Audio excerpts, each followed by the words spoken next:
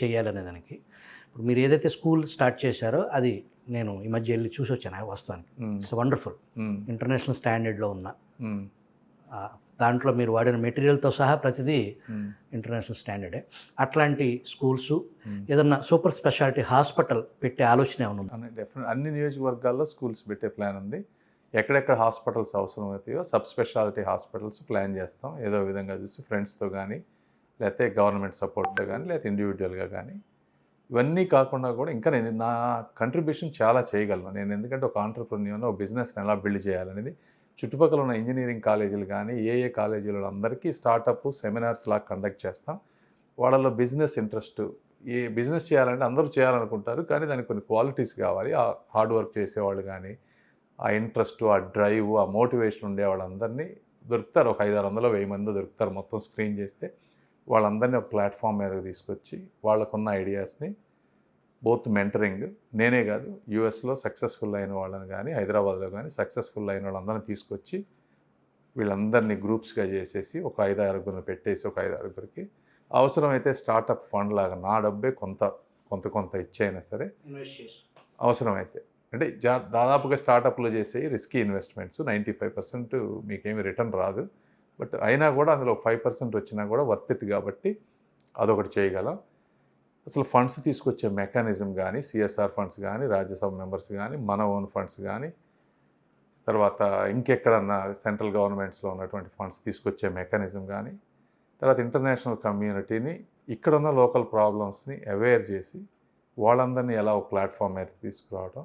ఇవన్నీ ఏంటంటే నేను ఒక బిజినెస్ని ఏ విధంగా అయితే నా సొంతానికి బిల్డ్ చేశానో, అంటే ఎవరు కనివిని చూడని చరిత్రలో, అంటే తక్కువ మందికి ఈ విధమైన సక్సెస్ వస్తుంది కదా, అదేవిధంగా ఈ గుంటూరు జిల్లా ప్రజలకి అదే విధమైనటువంటి సక్సెస్ కానీ, వెల్త్ కానీ క్రియేట్ చేయటంలో నెక్స్ట్ నా 20-30 ఇయర్స్ లైఫ్ని డెడికేట్ చేస్తాను.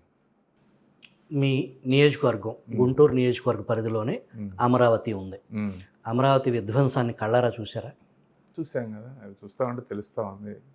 చాలా ఘోరం అది. ఇప్పుడు అన్ని సగానికి వచ్చిన బిల్డింగ్స్ తుప్పుబట్టినవన్నీ, కొన్ని వేల కోట్లు ఖర్చు పెట్టారు. కంప్లీట్ చేస్తే 70% కంప్లీట్ అయిపోయినాయి, ఇంకో 30% కంప్లీట్ చేస్తే ఫుల్ అయిపోయేది. ఇప్పుడు అవన్నీ ఆ ఫౌండేషన్స్ అన్నీ తుప్పుపట్టిపోయినాయి. అవి మళ్ళీ స్టార్ట్ చేయాలంటే ఫ్రెష్గా చేయాలి. రోడ్లన్నింటిలో పిచ్చి మొక్కలు మెలిసినాయి, ఆ రోడ్లన్నీ పనికి రాకుండా అయిపోయినాయి, మళ్ళీ రీడూ చేయాలి అవి. ఇట్లా ఒకటి కాదు, అవి అది చాలామందికి ఏంటంటే యాక్చువల్గా చూడరు కాబట్టి వాళ్ళకి తెలియదు. బట్ నేను I'm going to show the world జనరల్గా.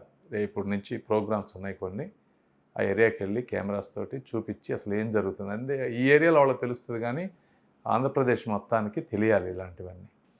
వచ్చే ఎన్నికల్లో మీరు విజయం సాధిస్తే మీరు పేరుకి గుంటూరు ఎంపీగా ఉంటారని, మీరు capital MP, Amaravati MP, Amaravati ఎంపీగా మీకు అవకాశం వస్తే పర్టికులర్గా ఆ క్యాపిటల్ విషయంలో రైతుల పట్ల కానీ అట్లా ఏమన్నా వాళ్ళకి సంబంధించిన ఈ ముందుకు తీసుకెళ్లేదానికి మీ ఆ ప్రణాళిక ఏమైనా ఉందా? ఏమైనా షేర్.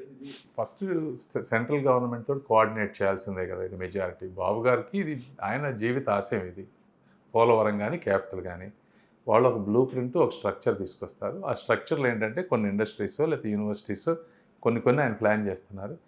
వాటన్నిటిని ఏదైనా ఇంటర్నేషనల్ కంపెనీ, చాలా వర్క్ ఉంటుంది. ఒక యూనివర్సిటీని కానీ ఒక కంపెనీని కానీ తీసుకురావాలంటే ఒట్టిగా వచ్చి ఎవరు పెట్టరు. ఎస్పెషల్లీ లాస్ట్ 5 ఇయర్స్లో జరిగిన డిస్ట్రక్షన్ చూశాక ఇట్ ఈస్ వెరీ డిఫికల్ట్. ఒక బిల్డింగ్ కట్టాలన్నా కూడా వాళ్ళందరికీ ఏదో బ్రిడ్జ్ లాగా ఉండి ప్రాపర్గా కమ్యూనికేట్ చేసి ఒక అష్యూరెన్సెస్ ఇచ్చి అవన్నీ తీసుకొచ్చే విధానం కానీ, లేకపోతే సెంట్రల్ గవర్నమెంట్లో ఉన్నటువంటి డిఫరెంట్ డిపార్ట్మెంట్స్ తోటి మాట్లాడటం కానీ, ఫాస్ట్గా క్లియరెన్సెస్. అంటే ఇప్పుడు సపోజ్ మా శంకర విలాస్ బ్రిడ్జ్ ఉంది, అది స్టేట్ గవర్నమెంట్ కొంత కాంపోనెంట్, సెంట్రల్ గవర్నమెంట్ కొంత కాంపోనెంట్ ఇస్తే అది అవుతుంది అంటున్నారు.